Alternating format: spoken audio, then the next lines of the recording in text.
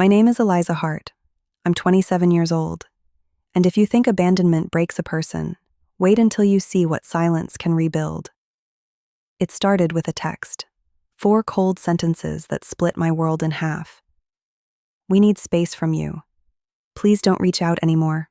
I read it again and again until the screen blurred. My own parents had decided to erase me without a conversation, without a reason, without a second thought. The next day, my uncle arrived to help them move their things from a property I had paid to maintain for years. He loaded boxes into their car, shut the trunk, and drove away like nothing had happened. That was their decision. So I made mine. I sent one message back.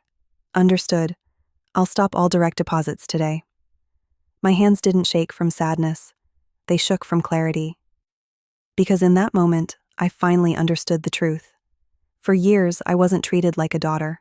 I was treated like a resource. I covered bills. I paid off debts. I rescued bad decisions. I funded emergencies that somehow never ended. And the second I stopped, everything changed. That night, the calls began. Then the texts. Then headlights appeared outside my gate.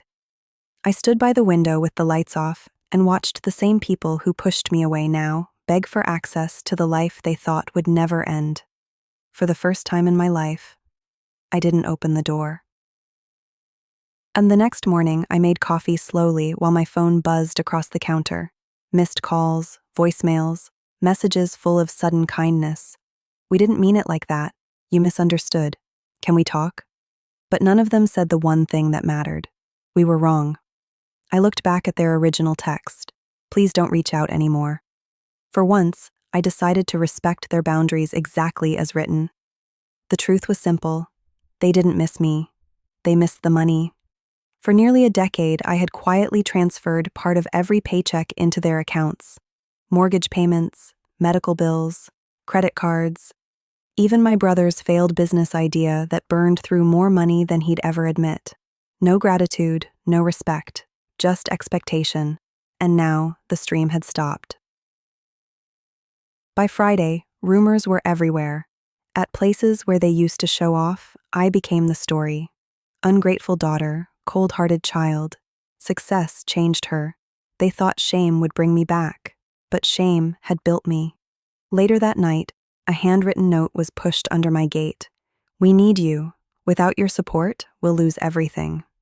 I laughed. Everything? They were talking about things they never earned. The image, the lifestyle, the illusion. I called the bank and requested a full freeze on every joint account still tied to my name. The representative asked politely, "Are you sure?" I answered without hesitation, "Yes." Effective immediately.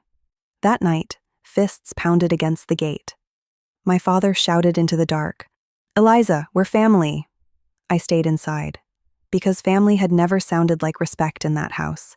It had always sounded like obligation. Then came their biggest performance yet. They posted emotional photos online. They gave interviews.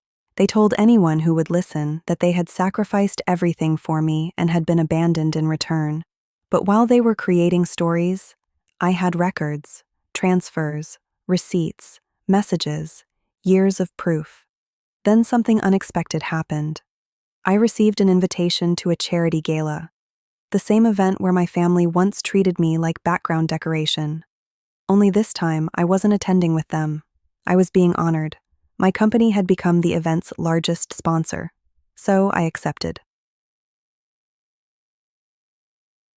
That night, cameras flashed as I entered the ballroom.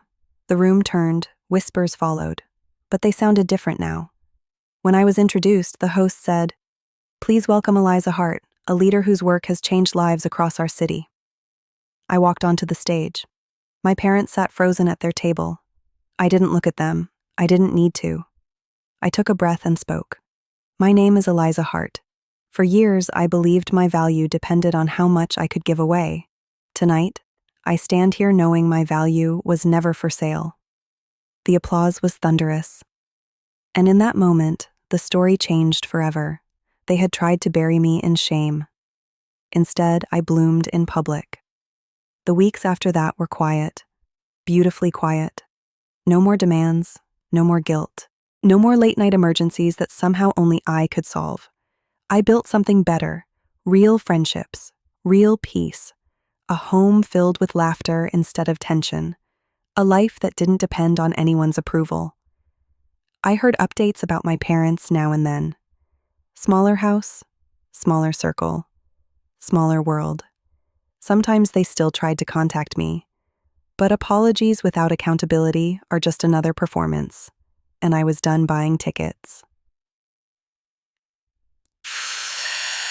The last time I saw them, they stood outside my gate, older, tired, smaller than I remembered. My father looked at me and said, "We need you." I met his eyes calmly. "You needed me when you chose convenience over truth. You needed me when you mistook kindness for weakness. But I don't need you anymore." Then I turned and walked back toward the life I built with my own hands. No anger, no revenge, just freedom. Because the greatest victory wasn't watching them lose everything. It was realizing they no longer had the power to define me.